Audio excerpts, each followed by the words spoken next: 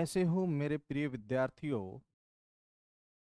आप लोग पढ़ रहे हैं राजस्थान का भूगोल। और राजस्थान के भूगोल में हम लोग चर्चा कर रहे हैं झीलों के विषय में। और आज अपन लोग पढ़ने वाले हैं राजस्थान की खारे पानी की झील। कौन सी झीलें बताओ? खारे पानी की झीलें। उससे पहले आप लोगों का को क्या करना है? अपने चैनल को लाइक करना है, शेयर करना है, सब्सक्राइब करना है और ये घंटी का जो बटन है वो दबाना है, ताकि आप लोगों को जो भी वीडियो आता है वो आप लोगों के पास पहुंच जाए। ठीक है, चलिए शुरू करते हैं।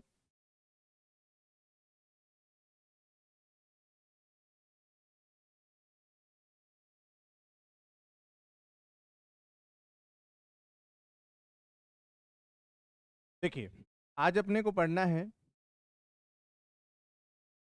राजस्थान की झीलें। और इन्हीं झीलों में चर्चा करेंगे खारे पानी की झीलें। कौन सी पढ़ेंगे बताओ? खारे पानी की झीलें पढ़ेंगे, है ना। देखो, खारे पानी की झीलों को अगर हम पढ़ें तो आप लोगों को एक चीज और ध्यान में रख लेनी है कि जब खारे पानी की झीलों का हमें पता चल जाता है तो इसके अलावा जो झीलें बचती हैं वो सारी कौन सी होंगी? वो मीठे पानी की होंगी। ये चीज भी आपको क्या रखने ली है? ध्यान में रख लेनी है। ठीक है, तो चलिए आगे बढ़ते हैं और देखते हैं खारे पानी की जो प्रमुख झीलें हैं वो कौन कौन सी हैं। एक लाइन लिख लेते हैं। लाइन है, तेरे में सांप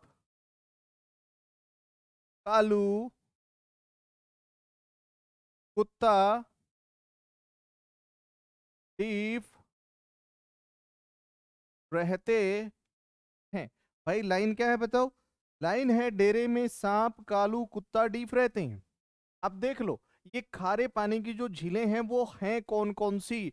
देखो यहाँ पे, इसको 1 नंबर दे दो, इसको 2, ये 3 है, 4, 5, 6, 7, 8, 9, 10 और 11। भाई ये जो राजस्थान की झीलें हैं वो कैसी झीलें हैं बताओ? ये जो झीलें हैं वो खारे पानी की झीलें हैं। कैसी झीलें हैं बोलो? खारे पानी की झीलें हैं। और बात करें खारे पानी की झीलों की, तो आप देखिए यहाँ पे बड़ा सीधा सा सिंपल सा याद रखो। 1 नंबर जो झील है, आपने देखा डे से बनेगा डेगाना। डेगाना। और आपको पता होना चाहिए डेगाना कहाँ पे है, तो आपको कहना है ये नागौर में है। कहां पे है बताओ? नागौर में।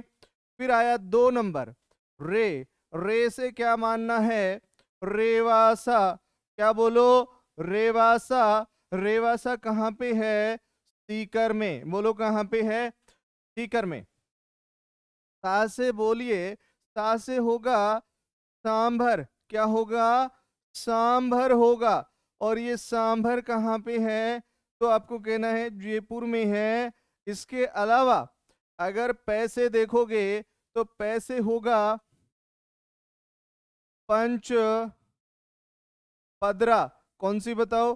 पंच पदरा। और पंच पदरा कहाँ होगी? तो आपको कहना है ये बाड़मेर में होगी। कहाँ होगी बताओ? बाड़मेर में। भाई पंच पदरा कहाँ पे है? बाड़मेर में है। फिर आप देखो 5 नंबर, पैसे एक और हो जाएगी पोकरण। और पोकरण कहाँ पे है? आपको कहना है जैसलमेर में है। पोकरण कहाँ पे बताओ? जैसलमेर में है। आगे देखो, एक झील है यहाँ पे, कौन सी? 6 नंबर, क। का से हो जाएगी कावोद। और कावोद कहाँ पे है? आपको कहना है जैसलमेर में है। कावोद कहाँ पे है? जैसलमेर में है। फिर देखो 7 से हो जाएगा लू। लू से क्या होगी? आपको कहना है लूणकरण सर। और ये कहाँ पे है? तो आपको कहना है ये बीकानेर में है। बोलो कहाँ पे है? बीकानेर में। लूणकरण सर कहाँ पे है? बीकानेर में है। आपको ध्यान में रख लेना है। फिर देखो 8 नंबर होगी कु से होगा कुचामन, और कुचामन कहाँ पे होगा बताओ? नागौर में। कहाँ पे होगा? नागौर में। फिर देखो 9 नंबर, ता से होगा ताल छापर, और ताल छापर कहाँ पे है? ये चूरू में है। बोलो कहाँ पे है? चूरू में। और फिर 10, डी से होगा डीडवाना। क्या होगा बताओ? डीडवाना कहाँ पे होगा? नागौर में होगा। फिर देखो पैसे होगा, पैसे ये आपको देखना है फ्लोदी। कौन सा बोलो? फ्लोदी। और फ्लोदी कहाँ पे है? आपको कहना है जोधपुर में है। कहाँ पे बताओ? जोधपुर में, है ना? तो ये चीजें आपको ध्यान में रखनी है। ये सारी की सारी जो झीलें हैं वो क्या हैं बताओ? आपको कहना है ये झीलें हैं खारे पानी की। कौन सी हैं बताओ? खारे पानी की। अब इसके अलावा जो झीलें बच गई ना, वो होंगी मीठे पानी की। कौन सी होंगी? मीठे पानी की होंगी। आपको ये चीजें भी ध्यान में रख लेनी है, क्योंकि एक प्रश्न बड़ा सीधा सा आपके काम आ सकता है। अब देखो यहाँ पे प्रश्न बनेगा, ये जो झीलें हैं खारे पानी की झीलें, देखो खारे पानी की झीलों का ज्यादातर उपयोग होता है, उन झीलों से नमक बनाया जाता है। क्या बनाया जाता है? नमक बनाया जाता है। आपको ये चीज भी क्या ध्यान में रख लेनी है कि खारे पानी की झीलों से विशेष रूप से क्या बनाया जाता है? नमक बनाया जाता है। क्या बनाया जाता है? नमक बनाया जाता है। तो चलिए देखिए यहाँ पे चर्चा करें। देखिए हमारे राजस्थान में विशेष रूप से जो खारे पानी की जो झीलें हैं उनको कहा जाता है, भाई राजस्थान में खारे पानी की जो झीलें हैं वो टेथिस सागर का अवशेष है। राजस्थान में खारे पानी की झीलों को टेथिस सागर का अवशेष माना जाता है। माना जाता है। बताओ भाई किसका अवशेष माना जाता है? खारे पानी की झीलों को टेथिस सागर का अवशेष माना जाता है। किसका बोलो?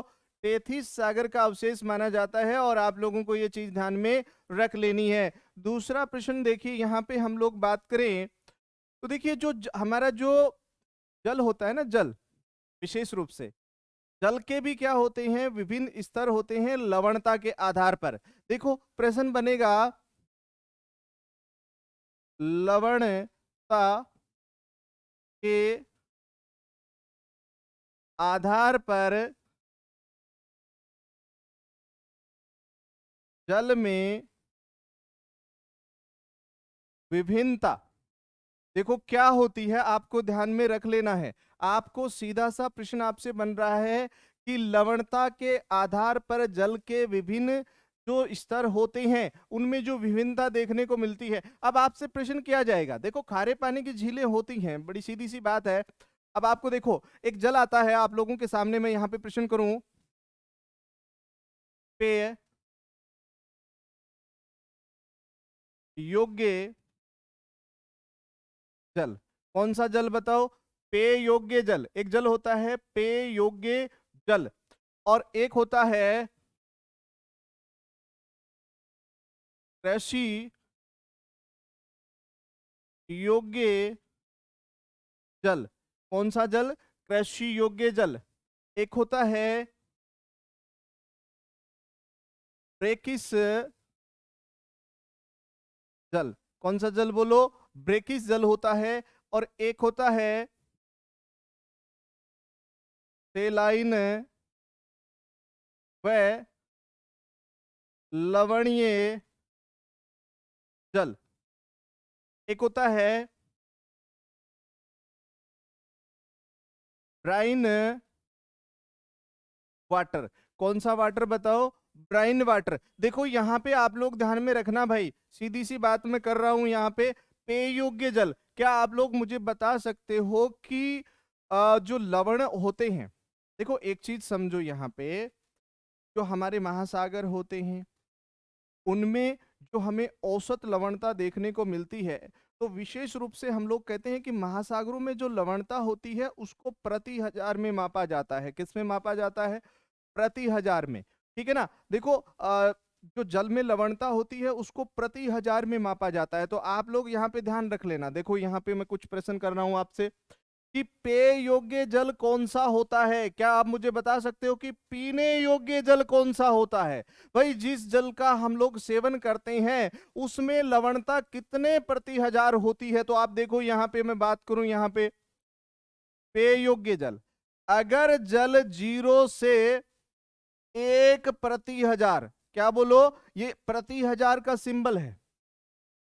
0 से 1 प्रति हजार जो जल होता है उसको हम लोग क्या कहेंगे? पेय योग्य कहेंगे। देखो ये ध्यान रखना, ये प्रतिशत नहीं है, प्रतिशत के साथ में एक बिंदु और लगा हुआ है और ये प्रेजेंट करता है किसको? प्रति हजार को। कि भाई 1000 किलो में जो लवणता होती है वो कितनी होती है? तो औसत रूप से महासागरों में मानी जाती है 35। कितनी मानी जाती है? 35। मतलब मान लो 1000 किलो जल है और उसमें लवणता कितनी होगी? तो 35 किलो ही होगी। कितनी होगी बोलो? 35 किलो होगी। ध्यान रखना। दूसरा प्रश्न, कृषि योग्य जल कौन सा होता है? अगर उस जल में लवणता होती है 0 से 2 प्रति हजार, क्या होती है बताओ? 0 से 2 प्रति हजार अगर लवणता होती है वो जल क्या कहलाएगा? कृषि योग्य कहलाएगा। क्या कहलाएगा बोलो? कृषि योग्य कहलाएगा ऐसा जल। आपको ध्यान में रख लेना है। दूसरा प्रश्न देखो, एक होता है ब्रेकिस जल। ब्रेकिस जल कौन सा होता है? ये मध्य लवणता वाला भी आप इसको कह सकते हो। कैसे? देखो 2 प्रति हजार से 30 प्रति हजार के बीच का जो जल होता है उसको कहते हैं ब्रेकिस जल। क्या कहते हैं बताओ? ब्रेकिस जल कहते हैं। तो ये चीज भी आपको ध्यान में रख लेनी है। अब देखो दूसरा आया सेलाइन या लवणीय जल कौन सा होता है? कौन सा बताओ? सेलाइन या लवणीय जल कौन सा होता है? आपको ये ध्यान में रखना है। तो देखो यहां पे मैं बात करूं, यहां पे तो वो होता है 30 प्रति हजार से 50 प्रति हजार के बीच होता है। किसके बताओ? 30 प्रति हजार से 50 प्रति हजार के बीच में होता है। आपको ये चीज भी क्या रख लेनी है? ध्यान में रख लेनी है। ठीक है, आगे देखो यहां पे ब्राइन वाटर कौन सा होता है? अगर जिसकी लवणता 50 प्रति हजार से अधिक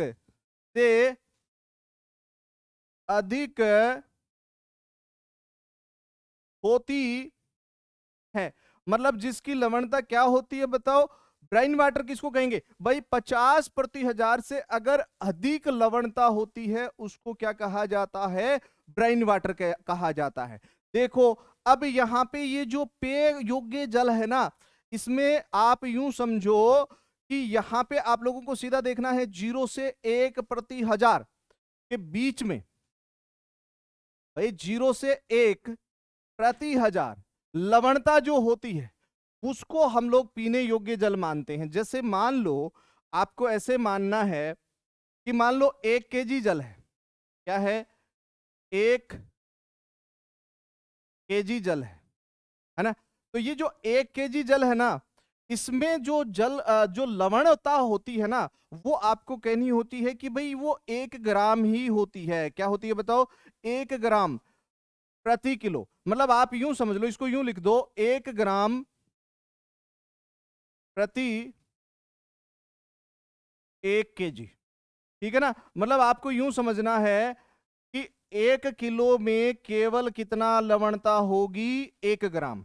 समझ रहे हो आप? इस तरीके से, और ऐसे जल को आप क्या मानोगे? पीने योग्य जल मानोगे। तो चलिए आप इसका एक स्क्रीनशॉट ले सकते हैं। चलिए आगे बढ़ते हैं।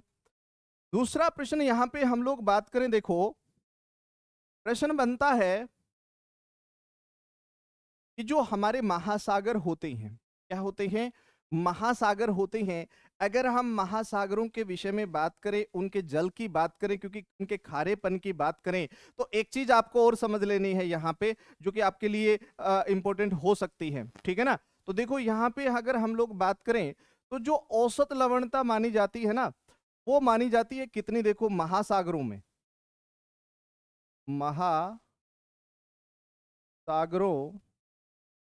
में औसत लवणता प्रति 1000 में मापी जाती है। भाई महासागरों में जो लवणता होती है ना, उसको किस में मापते हैं, प्रति 1000 में मापते हैं। किस में मापते हैं, प्रति 1000। तो प्रति 1000 में आप लोग यूं समझ सकते हो कि जैसे हम लोग बात करें यहाँ पे, मान लो ये जो मानी जाती है ना, तो देखिए ये कितनी मानी जाती है, आपको ये चीज समझनी है। तो ये औसत लवणता है कितनी, देखो प्रति 1000 में माप रहे हैं, है ना। तो देखो ये 34.992 ये प्रति 1000 है। क्या है बताओ, प्रति 1000 केजी इसमें माना जाएगा। आप लोग यूं कह सकते हो कितना, बताओ, ये प्रति 1000 होगा। क्या होगा बताओ, प्रति 1000। या आप इसको यूं कह सकते हो 35 प्रति 1000। क्या कह सकते हो, 35 प्रति 1000। या आप इसको यूं भी कह सकते हो 3.5% कह सकते हो।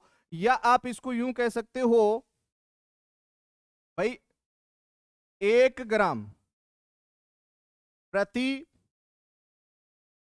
केजी कह सकते हो। या आप इसको यूं कह सकते हो 35 केजी प्रति 1000 केजी। ठीक है, आप इसको यूं इस तरीके से देख सकते हो। तो कहने का मतलब जो महासागरों में औसत लवणता मानी जाती है वो कितनी मानी जाती है, आपको लगभग कहना है 35 प्रति 1000 मानी जाती है। कितनी मानी जाती है बताओ, 35 प्रति 1000, है ना। और जिसमें औसत लवणता 35 प्रति 1000 होती है ना, तो वो जो जल होता है वो कौन सा कहलाता है, आपको कहना वो जल कौन सा कहलाएगा।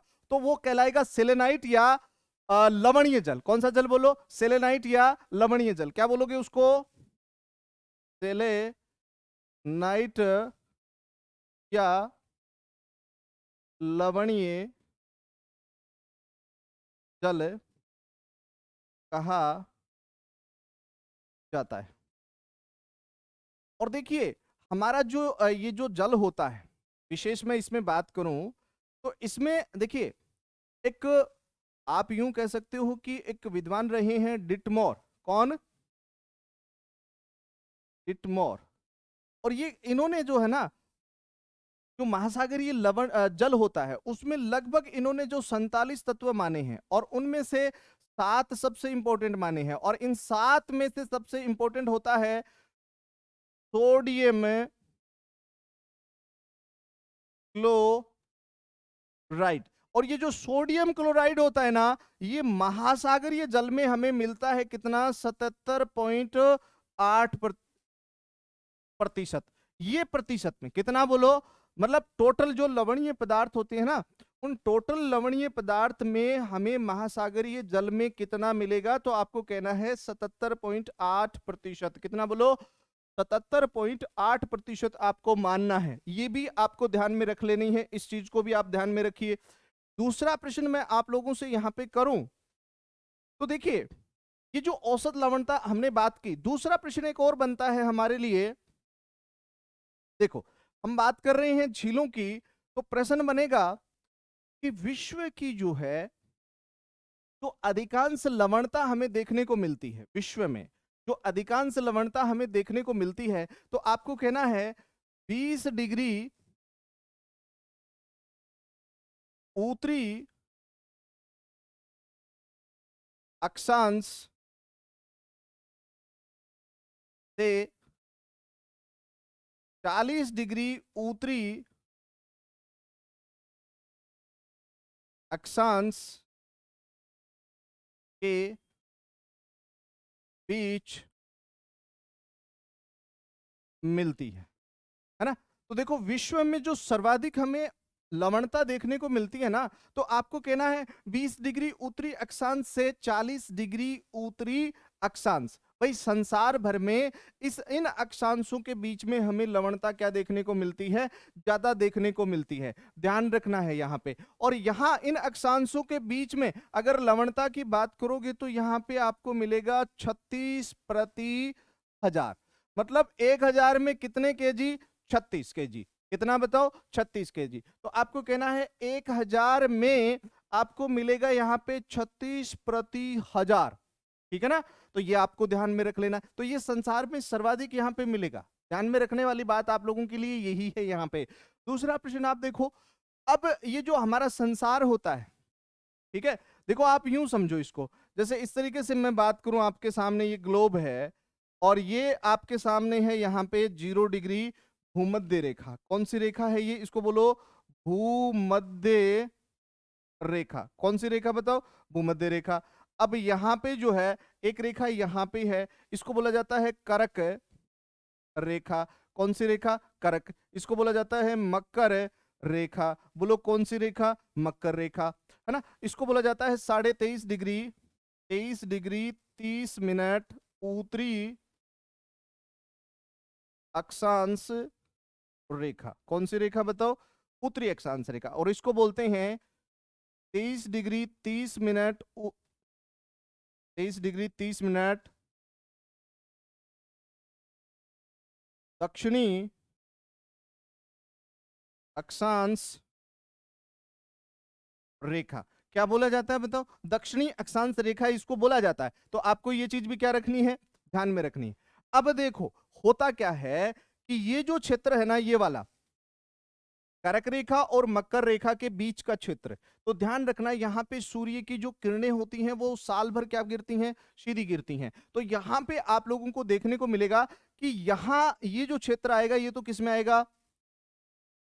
उष्ण कटिबंध। बोलो कौन सा कटिबंध? उष्ण कटिबंध। आपको ध्यान रखना है कौन सा कटिबंध? उष्ण कटिबंध में आएगा ये, है ना। और इसके बाद में यहां पे अगर आप बात करोगे तो ये है 66.5। क्या है बताओ? 66.5। इसको बोलते हैं आर्कटिक व्रत। और यहां पे 66.5 जो है इसको बोला जाता है अंटार्कटिक व्रत। कौन सा व्रत? बोलो अंटार्कटिक। तो यहां आप लोगों को जो है ना भाई, यहां ज्यादा लवणता न मिल करके ज्यादा लवणता आपको कहां देखने को मिलेगी? यहां इस क्षेत्र में, इस क्षेत्र में, है ना। और ये क्षेत्र किस में शामिल होता है? इसको बोलते हैं उपोष्ण कटिबंध में। तो ध्यान रखने वाली बात क्या है, आपको ये ध्यान में रख लेना है यहाँ पे। तो ये जो जो आपने देखा ना, ये 23.5 है, ये 66.5 है, इसके बीच का क्षेत्र क्या है? उपोष्ण कटिबंध है। और इधर भी देखो ये उपोष्ण कटिबंध में आएगा। तो यहां संसार की सर्वाधिक लवणता देखने को मिलेगी। क्या मिलेगी? सर्वाधिक लवणता, क्योंकि यहाँ पे वाष्पोत्सर्जन अधिक होगा। वाष्पोत्सर्जन क्या होगा? अधिक होगा, जिसकी वजह से यहाँ पे लवणता आपको अधिक देखने को मिलेगी। अब देखो ये कर्क रेखा है, ये भारत के मध्य से गुजरती है। कहां से गुजरती है बताओ? भारत के मध्य से गुजरती है। आपको ध्यान रख लेना कहां से गुजरती है? भारत के मध्य से गुजरती है। तो आप इसका एक स्क्रीनशॉट ले सकते हो।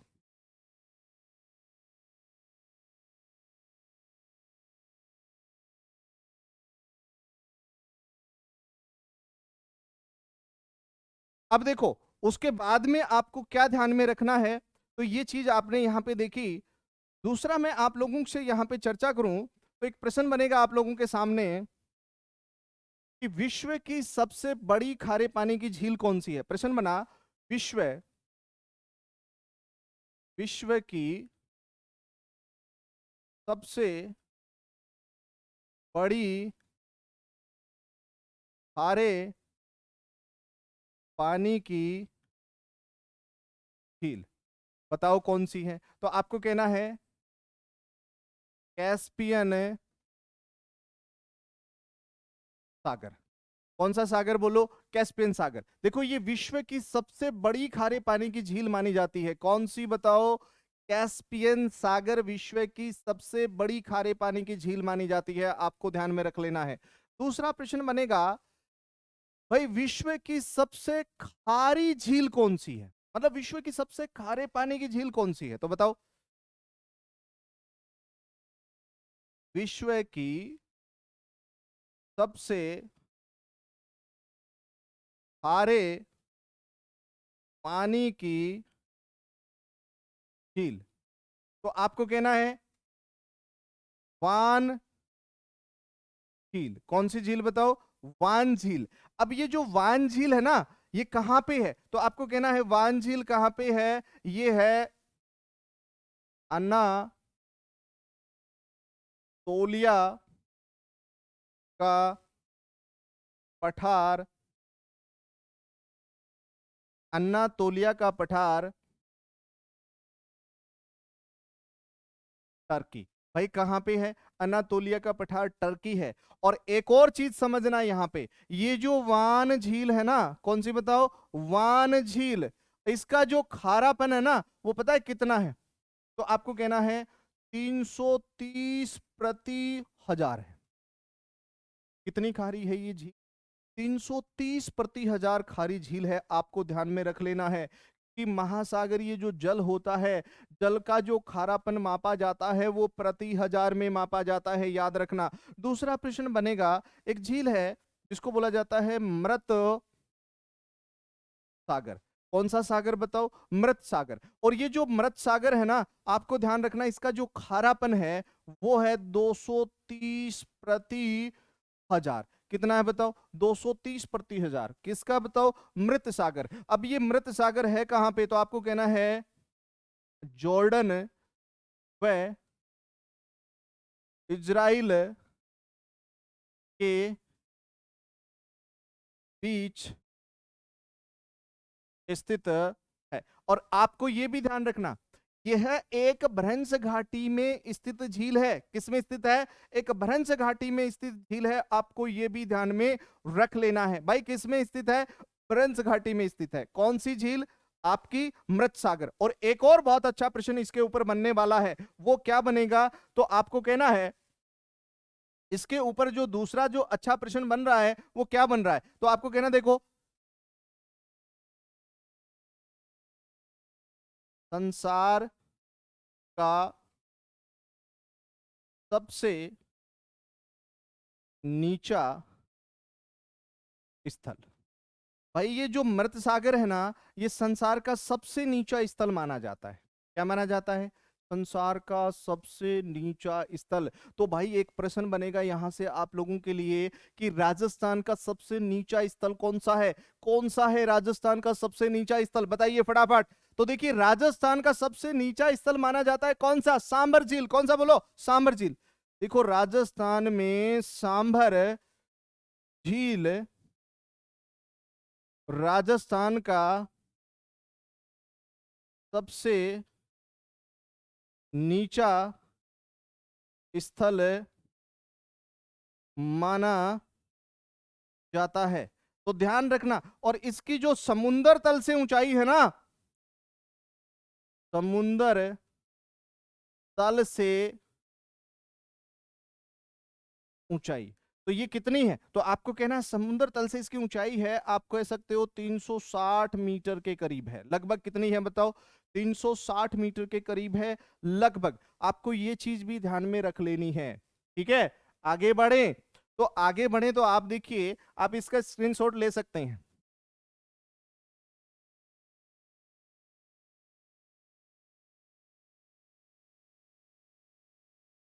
चलिए आगे बढ़े, तो आप देखो अब आपको क्या करना है, यहां पे आगे देखना क्या है। एक और प्रश्न मैं आप लोगों से यहां पे करने वाला हूं। ग्रेट साल्ट लेक यूएसए, इसका जो खारापन है ना, वो आप कह सकते हो 200 से 230 प्रति हजार है। कितना बताओ, 200 से आप यूं कह सकते हो कि लगभग 220 प्रति हजार है। किसका बताओ, ग्रेट साल्ट लेक का खारापन, ठीक है ना। तो ये चीज भी आपको ध्यान में रख लेनी है, ठीक है ना। दूसरा प्रश्न देखो आप लोग यहाँ पे, कौन सा प्रश्न आप लोगों के लिए यहाँ पे देखने लायक है। अगला प्रश्न देखो, देखो प्रश्न बनेगा कि भाई भारत में सर्वाधिक नमक उत्पादन करने वाले राज्य कौन से हैं, है ना। प्रश्न क्या बना कि भारत में सर्वाधिक नमक उत्पादन करने वाले राज्य कौन से हैं, तो आपको कहना है एक तो कौन सा होगा, गुजरात। कौन सा बताओ, गुजरात। दूसरा कौन सा होगा, तमिलनाडु। और कौन होगा, राजस्थान, है ना। कौन सा बताओ, राजस्थान। अब एक चीज यहां पे समझ लो, ये जो गुजरात है ना, भारत में नंबर 1, पता है कौन से नमक का उत्पादन करता है, तो ये करता है सर्वाधिक समुद्री नमक का उत्पादन। भाई कौन से नमक का उत्पादन करता है गुजरात, समुद्री नमक का उत्पादन करता है। और ये जो हमारा राजस्थान है ना, आपको कहना है झीलों द्वारा सर्वाधिक, झीलों द्वारा सर्वाधिक नमक का उत्पादन करता है। और हमारा ये जो राजस्थान है ना, ये भारत का लगभग 12% नमक उत्पादन करता है। तो कहना देखो, भारत में झीलों द्वारा सर्वाधिक नमक उत्पादन करने वाला राज्य कौन सा है, तो आपको कहना है राजस्थान। सर्वाधिक नमक उत्पादन कौन करता है, गुजरात। और गुजरात कौन से नमक का उत्पादन करता है, तो आपको कहना है समुद्री नमक का। कौन से नमक का बोलो, समुद्री नमक का। ठीक है, तो आप देखो अगला प्रश्न एक और बनेगा। अगर आपसे कोई ये कहे भारत में सर्वाधिक सेंधा नमक, और इसको बोलते हैं रॉक साल्ट, या कह सकते हो चट्टानी नमक। देखो इसका जो सर्वाधिक उत्पादन होता है ना भारत में, वो होता है कहां से, हिमाचल प्रदेश से। कहां से होता है बोलो, वो होता है सर्वाधिक हिमाचल प्रदेश से। कहां से होता है, हिमाचल प्रदेश से। सर्वाधिक कहां से होगा, हिमाचल प्रदेश से। ध्यान रखना, देखो गुजरात में समुद्री नमक का सर्वाधिक उत्पादन होता है ना। राजस्थान में झीलों के द्वारा सर्वाधिक नमक का उत्पादन होता है। किसके द्वारा बोलो, झीलों के द्वारा सर्वाधिक नमक का उत्पादन राजस्थान में होता है। राजस्थान भारत का लगभग 12% नमक का उत्पादन करता है ना। तो एक प्रश्न बनेगा, सेंधा नमक या रॉक सॉल्ट चट्टानी नमक भारत में कहां से उतारा जाता है, तो ध्यान रखना हिमाचल प्रदेश से। देखो एक चीज ध्यान रखना, एक प्रश्न बनेगा यहाँ पे, बहुत अच्छा प्रश्न बन रहा है। देखो आपने देखा होगा एक प्रश्न आता है, सेंधा नमक। ये जो सेंधा नमक होता है ना, तो ये क्रिस्टलीय रूप में मिलता है। किसमें, क्रिस्टलीय रूप में। क्रिस्टलीय रूप में, एज ए पत्थर के रूप में हमें प्राप्त होता है। किस रूप में प्राप्त होता है, एज ए पत्थर के रूप में प्राप्त होता है। और एक और चीज ध्यान रखना, ये सेंधा नमक जो है वो समुंदर से नहीं प्राप्त किया जा सकता। ये सेंधा नमक सिर्फ किससे, झीलों से और चट्टानों से। ठीक है ना, कहां से बोलो, झीलों और चट्टानों से ये नमक जो है वो मिलता है हमको। और ये किस रूप में मिलता है, क्रिस्टली रूप में मिलता है, एज ए पत्थर के रूप में मिलता है ना। तो ये भी ध्यान रखना, तो ये आप ध्यान में रख सकते हो। तो सेंधा नमक भारत में कहां पे, तो कहना हिमाचल प्रदेश में। एक प्रश्न और आप लोगों के लिए यहां पे बन सकता है, कई बार कह देते हैं कि काला नमक होता है। कौन सा नमक, काला नमक। देखो सेंधा नमक और काला नमक में फर्क होता है। ये काला नमक साधारण नमक होता है, लेकिन इसमें जो हरड़, हरड़, हरड़ के बीज, हरड़ के बीज मिलाकर के इसको उबाला जाता है ना। जिसकी वजह से इसका रंग कैसा हो जाता है, काला हो जाता है। कैसा हो जाता है बताओ, काला रंग हो जाता है। भाई इसमें साधारण नमक में क्या करते हैं, हर्ड के बीज मिलाते हैं, फिर उसको उबालते हैं, फिर वो पानी तो जल जाता है और पीछे जो रूप बचता है ना वही होता है काला नमक। कौन सा नमक, काला नमक। देखो ये नमक खाने में अच्छे माने जाते हैं, क्या माने जाते हैं, अच्छे माने जाते हैं। सेंधा नमक है, सोडियम क्लोराइड का ही होता है ना। अब देखो विशेष बात, एक प्रश्न यहां पे बनता है, सेंधा नमक या इसको बोल सकते हैं सेंधव नमक, या इसको बोल सकते हैं लाहौरी नमक, है ना, लाहौरी नमक, हेलाइट भी बोल सकते हैं इसको, है ना। और ये नमक जो है ना विशेष रूप से पंजाब,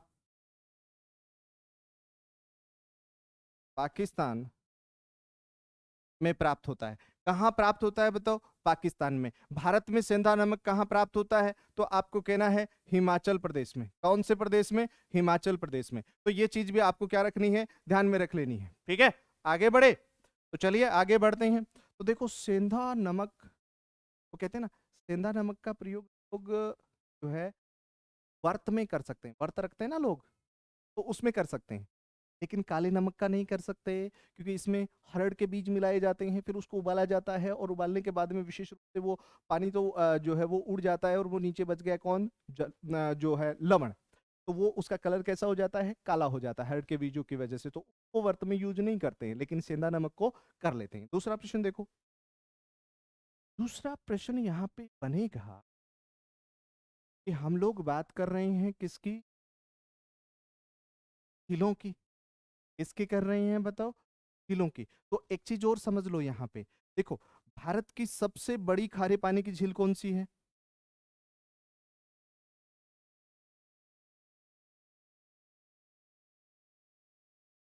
भारत की सबसे बड़ी खारे पानी की कौन सी है, तो आपको कहना है चिल्का। और ये चिल्का कहाँ पे है, तो आपको कहना है चिल्का जो झील है, कौन सी झील बताओ, चिल्का। झील का नाम क्या है, चिल्का। और ये चिल्का झील कहाँ पे है, आप कहना है ओडिशा में है। कौन सी है बताओ, ओडिशा में, है ना। ये ध्यान में रख सकते, है ना। और राजस्थान की सबसे बड़ी जो है किसकी, राजस्थान की सबसे बड़ी खारे पानी झील सांभर है, कहाँ पे है, जयपुर में है। इसके अलावा नागौर में है। इसके अलावा आप कह सकते हो कि इसका कुछ भाग जो है आपको अजमेर में भी वर्षा ऋतु में हो जाता है। तो ये भी आप लोगों को क्या रख लेना है, ध्यान में रख लेना है, ठीक है ना। तो इस तरीके से आप लोगों को यहाँ पे ध्यान में रखना है। दूसरा प्रश्न हम लोग करते हैं, पहले आप एक स्क्रीनशॉट ले सकते हैं।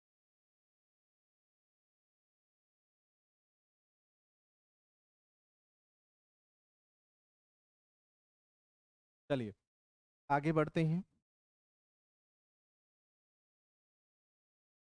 आगे बढ़ें तो सबसे पहले हम लोग राजस्थान में जो खारे पानी की झीलें हैं, है ना, कहाँ पे, राजस्थान में जो खारे पानी की झीलें हैं उनकी बात करने वाले हैं। इनकी बताओ, राजस्थान में जो खारे पानी की झीलें हैं उनकी बात अपन यहाँ पे करने वाले हैं। तो देखो सबसे पहले हम लोग जिस झील को देखना चाहते हैं, झील का नाम क्या है,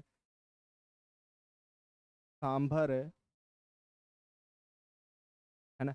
और ये झील कहाँ पे है, तो आपको कहना है जयपुर में है। कहाँ पे है, जयपुर में।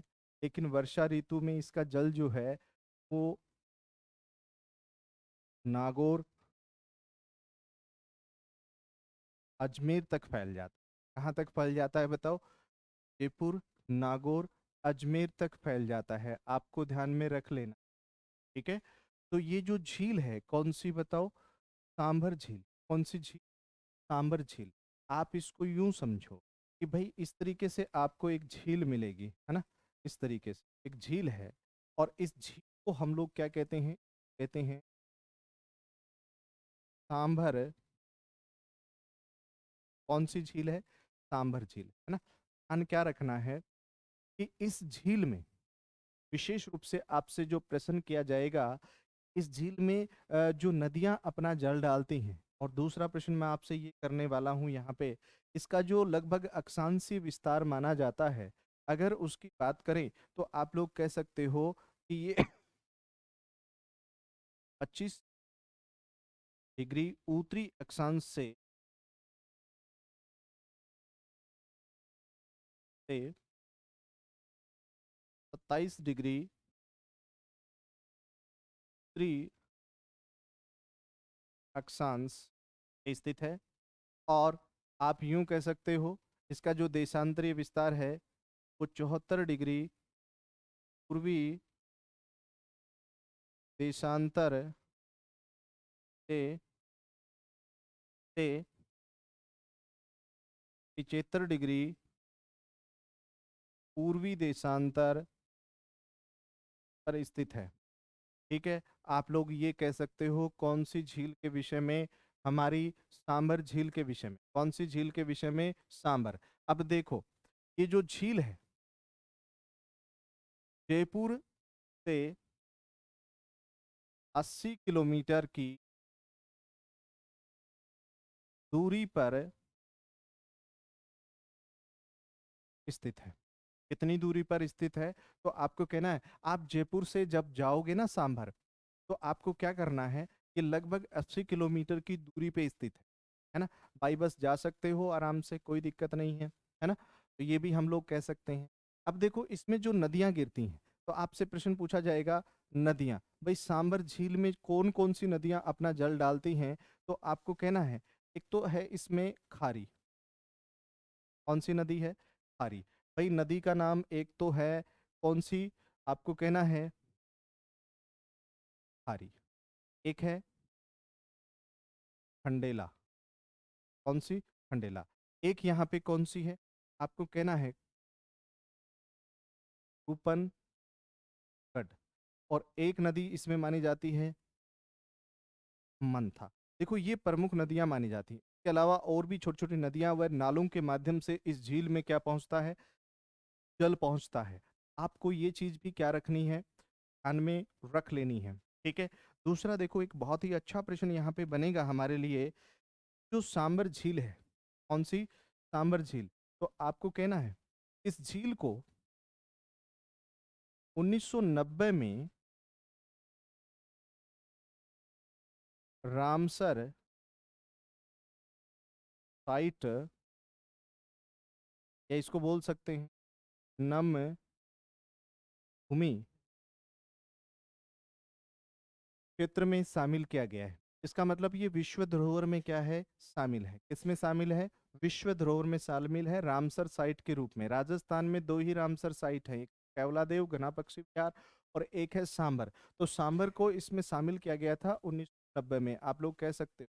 अब देखो, ये रामसर साइट क्या है? पहली बात, आप बड़े सिंपल से तरीके से देखो, रामसर एक गांव है, और ये गांव कहाँ पे है? तो ईरान में है।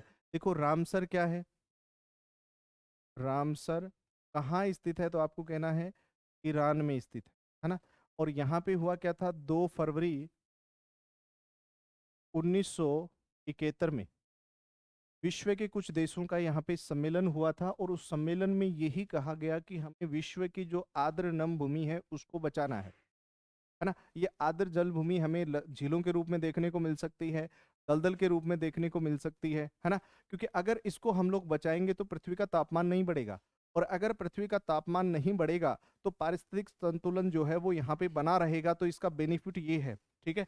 और इसीलिए 2 फरवरी को 2 फरवरी को विश्व आर्द्र भूमि दिवस मनाया जाता है। क्या मनाया जाता है बताओ? विश्व आर्द्र भूमि दिवस मनाया जाता है। कब? 2 फरवरी को मनाया जाता है। तो आप लोग इसका स्क्रीनशॉट ले सकते हैं।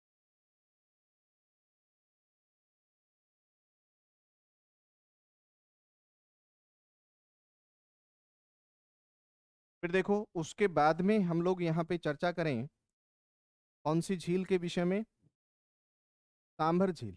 कौन सी झील है? सांभर झील। तो देखो ये प्रश्न तो बड़ा सीधा सा बन रहा है कि ये राजस्थान की सबसे बड़ी खारे पानी की झील है ना? और ये भारत की ऐसी झील है जो कि सर्वाधिक नमक का उत्पादन करती है। प्रश्न बनेगा,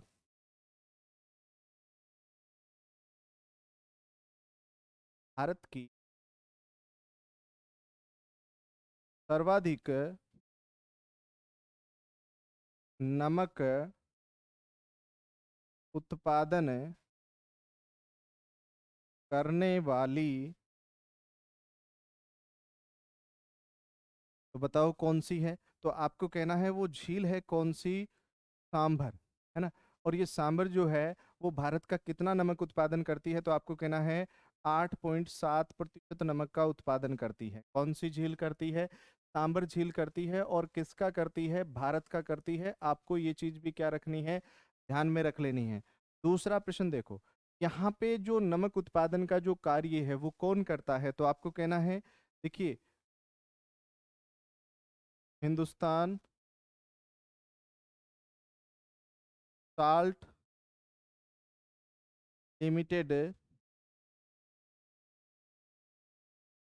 सहायक कंपनी, सहायक कंपनी नाम क्या है? सांभर साल्ट लिमिटेड द्वारा 1964 से किया जा रहा है। कब से किया जा रहा है बताओ? 1964 से यहाँ पे जो है हिंदुस्तान साल्ट लिमिटेड कंपनी के द्वारा यहाँ पे जो है नमक का उत्पादन किया जा रहा है। कब से बोलो? 1964 से। और ये किस सरकार का उपक्रम है? तो आपको कहना है केंद्र सरकार का। कौन सी सरकार का बताओ?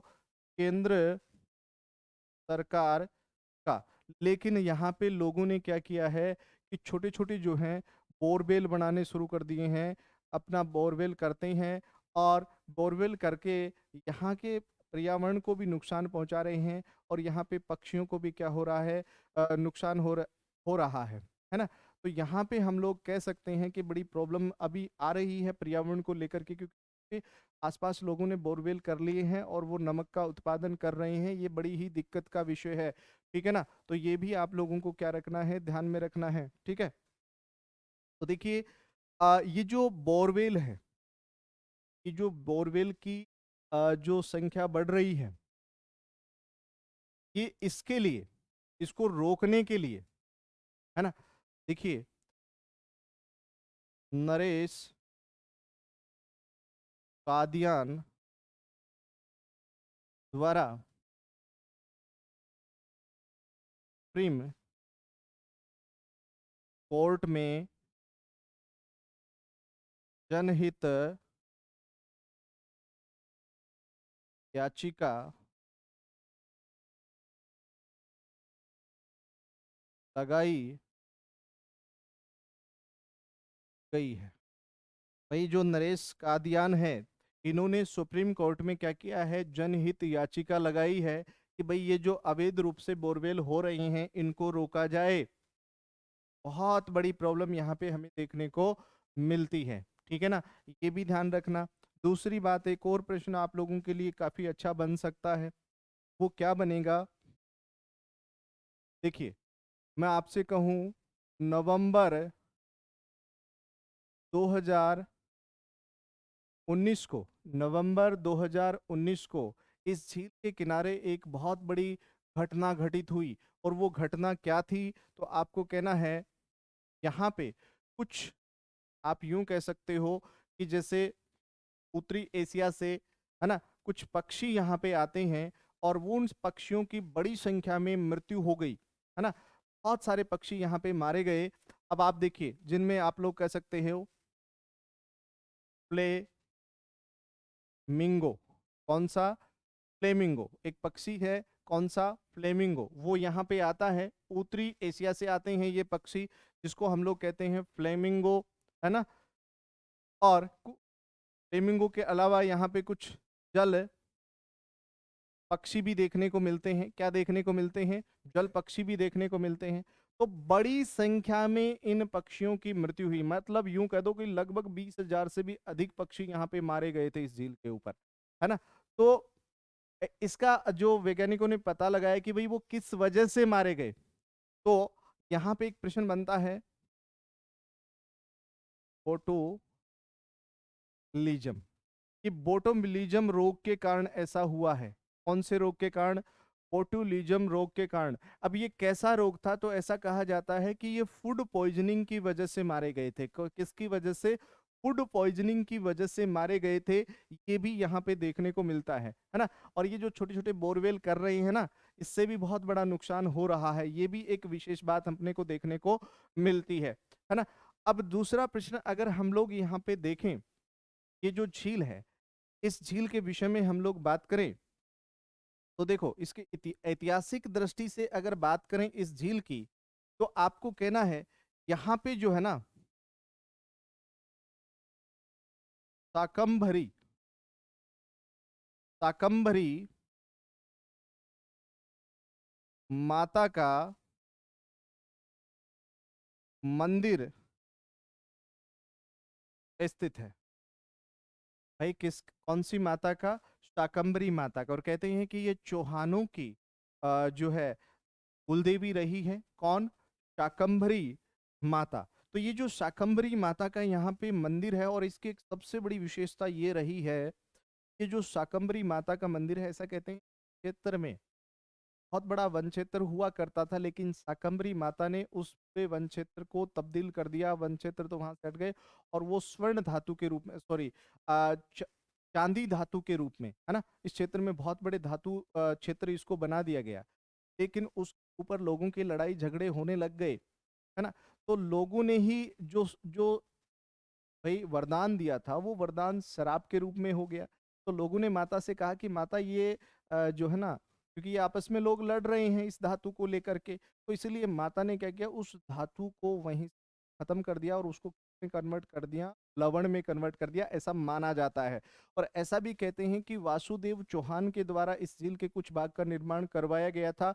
ये भी एक प्रश्न बनता है, तो आप लोग कह सकते हो। दूसरी बात आप देखो, शाकंभरी माता का मंदिर है यहाँ पे। इसके अलावा देवयानी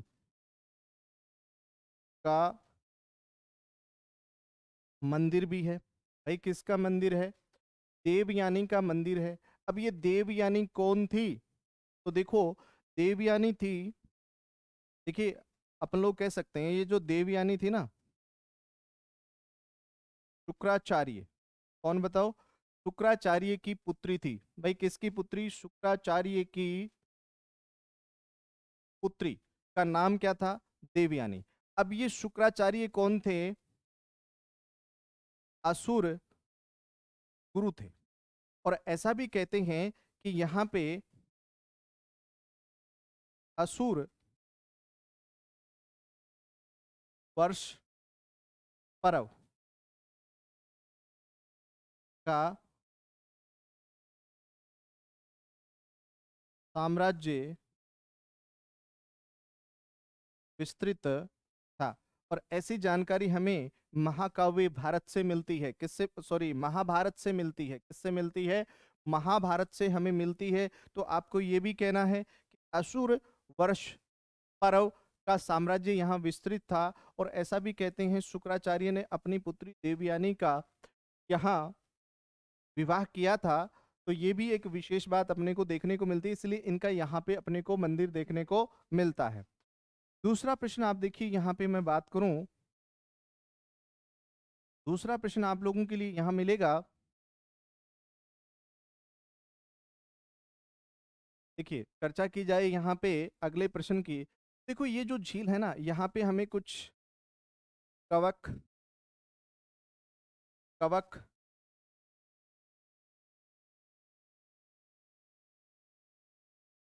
शैवाल, बैक्टीरिया भी मिलते हैं, जिनसे हम लोग खाद भी बनाते हैं। और इसके साथ साथ एक और चीज यहाँ पे देखने को मिलती है, इस झील का कुछ भाग हमें लाल दिखाई देता है। भाई कितना कैसा दिखाई देता है? लाल। क्योंकि हम लोग कह सकते हैं कवक है, शैवाल है, बैक्टीरिया है, इसकी वजह से इसका ये जो कलर है हमें दिखाई देता है। आपको ये चीज भी क्या रख लेनी है, ध्यान में रख लेनी है, ठीक है ना। दूसरा प्रश्न आप देखोगे यहाँ पे, हम लोग इस झील के विषय में बात करें तो भाई ये राजस्थान की बहुत इंपॉर्टेंट झील हो सकती है हमारी। कौन सी जो झील है वो झील होगी सांबर। तो देखो इसमें सांबर झील में विशेष बात मैं आप लोगों से करूं यहाँ पे, तो बड़ी सीधी सी सिंपल सी बात हमने की है कि है कहाँ पे, जयपुर, नागौर और अजमेर में विस्तृत है ना। जयपुर से 80 किलोमीटर की दूरी पे स्थित है ना। नदियां गिरती हैं खारी, खंडेला, रूपनगढ़ और मंथा, है ना। और एक और चीज यहाँ पे ऐड कर सकते हैं, यहाँ सोडियम सल्फेट का कारखाना भी स्थित है। क्या स्थित है बताओ? सोडियम सल्फेट का कारखाना भी यहाँ पे स्थित है, ध्यान में रख लेना है। दूसरा प्रश्न आप लोगों को यहाँ पे ध्यान में रखना है कि इसको रामसर साइट भी घोषित किया गया है, कब? 1990 में। फिर देखो हमने कहा कि भारत की सर्वाधिक नमक उत्पादन करने वाली झील है। कितना नमक उत्पादन करती है? 8.7% करती है। हिंदुस्तान साल्ट लिमिटेड की सहायक कंपनी है। सांबर साल्ट लिमिटेड द्वारा 1964 से नमक का उत्पादन किया जा रहा है। ये केंद्र सरकार का उपक्रम है। नरेश कादियान द्वारा, देखिए नरेश कादियान के द्वारा सुप्रीम कोर्ट में जनहित याचिका जारी की है, और वो इसीलिए है कि भाई यहाँ पे के पास में बहुत सारे लोग बोरवेल बना रहे हैं और जिससे कि पर्यावरण को क्या हो रहा है, नुकसान हो रहा है ना। सरकार यहाँ पे अब कोशिश कर रही है कि यहाँ पे नमक संग्रहालय भी बनाया जाए, यहाँ पे साइकिल ट्रैक भी बनाया जाए, है ना। इस तरीके से बहुत सी चीजें सरकार यहाँ पे कर रही है। और एक और चीज आप यहाँ पे ध्यान में रख लेना है, विशेष रूप से अगर हम लोग बात करें,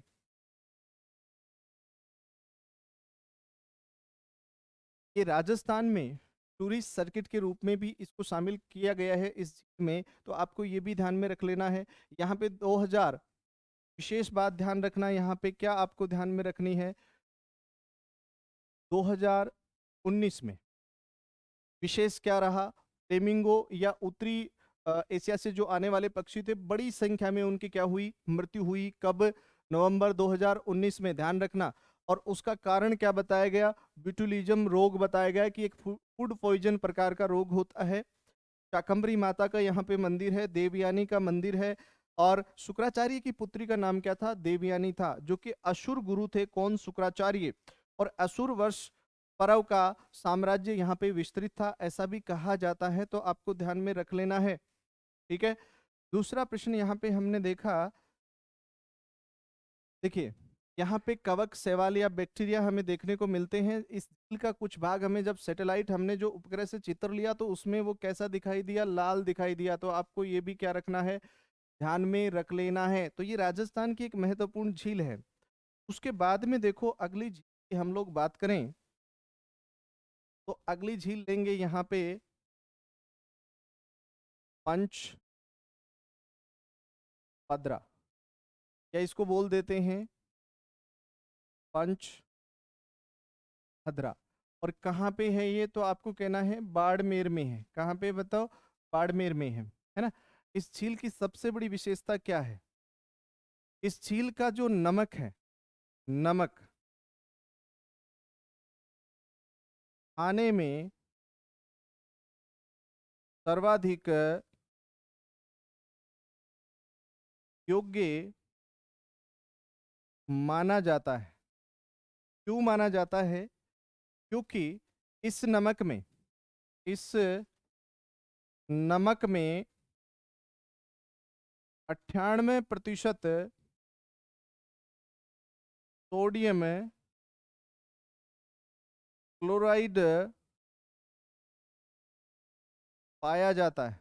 कितना पाया जाता है?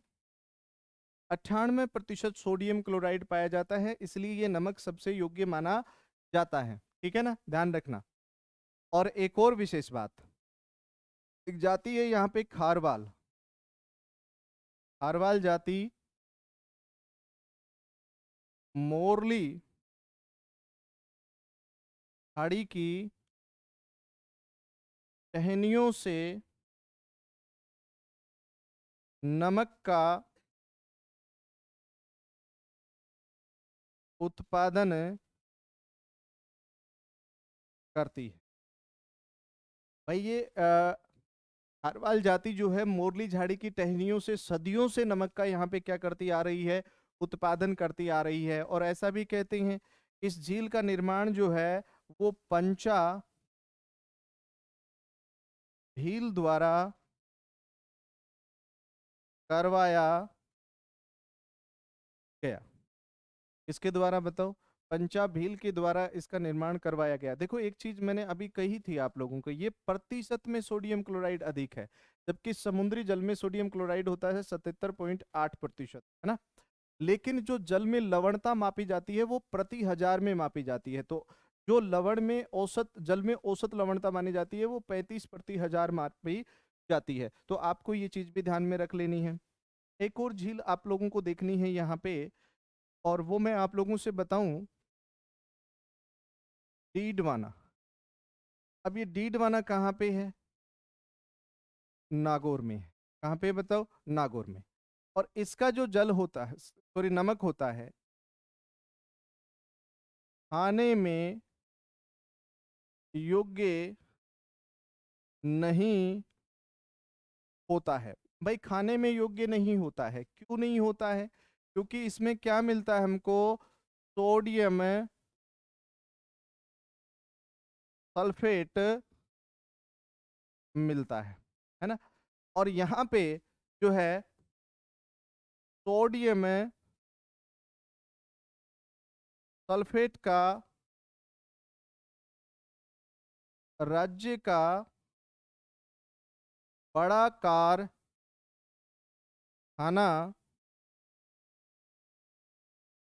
स्थापित किया गया है। इस नमक का उपयोग जो है विशेष रूप से चमड़ा व कागज उद्योग में किया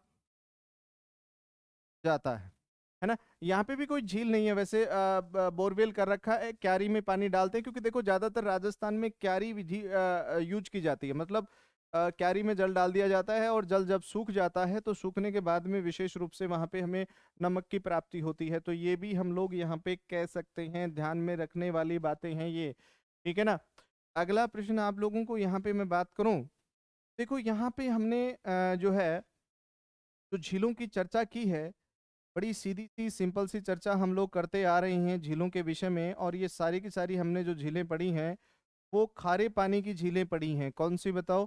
खारे पानी की। देखो सीधा सा मैं आप लोगों को बताऊं कि हमने कहा राजस्थान में खारे पानी की झीलें कौन सी हैं, तो आपको कहना है खारे पानी की झीलें। देखो डेरे में सांप कालू कुत्ता डीफ रहते हैं, ये खारे पानी की हैं सारी, है ना। और राजस्थान में नूहा जो है ना,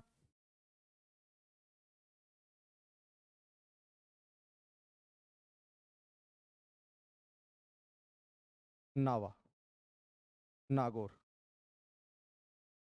ये आप लोग कह सकते हो यहाँ पे नमक मंडी के रूप में जाना जाता है ना।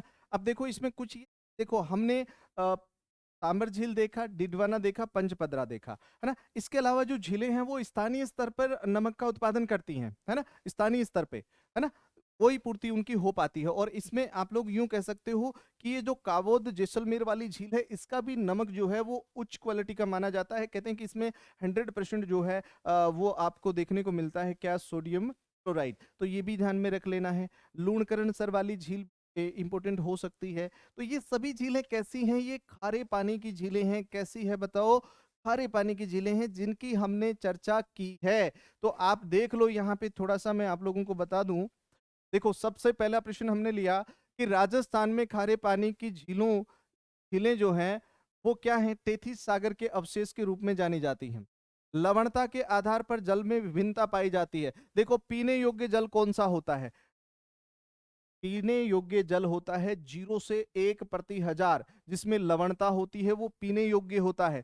कृषि योग्य जल कौन सा होता है? तो आपको कहना है 0 से 2 प्रति हजार जल जो होता है, लवणता जिसमें होती है, वो कृषि योग्य है। ब्रेकिश जल कौन सा होता है? जो 2 से 30 प्रति हजार होता है ना, तो वो आपको ध्यान में रख लेना है।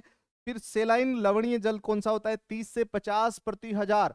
और ब्राइन वाटर कौन सा होता है? 50 प्रति हजार से अधिक होता है। तो आप लोग ध्यान में रख लेना। बड़ी सीधी सिंपल सी बातें मैंने आप लोगों से यहाँ पे की हैं, और वो की हैं कौन सी झीलों को लेकर के?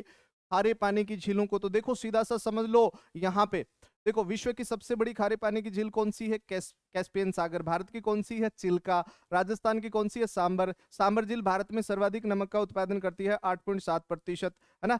तो ये भी आपको ध्यान में रख लेना है। दूसरा प्रश्न आपको बड़ा सीधा सा समझ लेना, राजस्थान की जो सबसे अच्छा नमक जिस झील का माना जाता है वो पंचपदरा झील है, जो कि बाड़मेर में है।